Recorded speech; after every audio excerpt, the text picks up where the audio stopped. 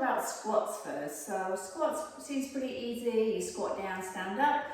But what I find is that most people lack either ankle or hip mobility. So often their squats tend to be quite forward in the chest, and they're not really getting the depth through the bend through the legs. So use this habit stacking challenge to work on some of your mobility issues by practicing the squat more consistently in your daily routine.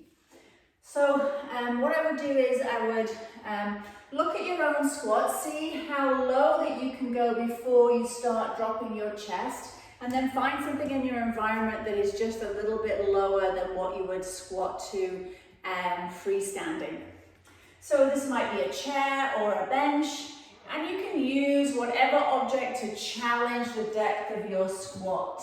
So you'll squat down, you'll do your one squat, maybe on the Monday, maybe that was easy, and then you go, okay, I'm going to try a lower surface the next day.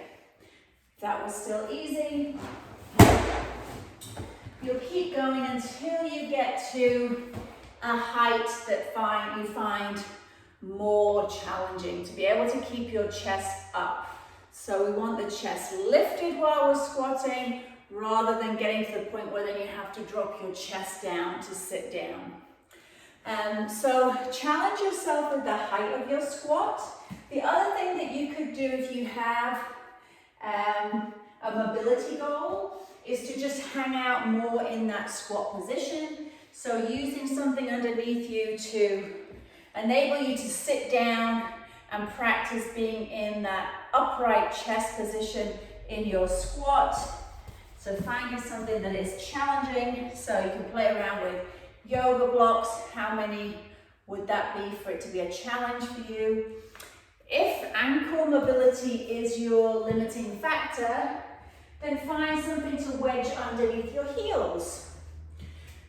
So just by elevating the heels slightly, it will allow you to take out the ankle range of motion issue, and you'll be able to sit more in that low squat position.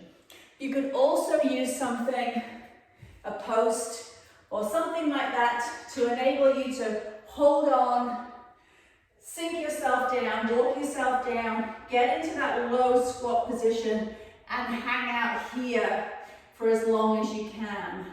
So even if you're choosing level one and it's the one squat, I want you to think about how can you challenge the squat that you currently have to improve your hip mobility. So those were some options. Let me know if you have any questions, but hopefully that answers what do I do for my squat for habit stacking.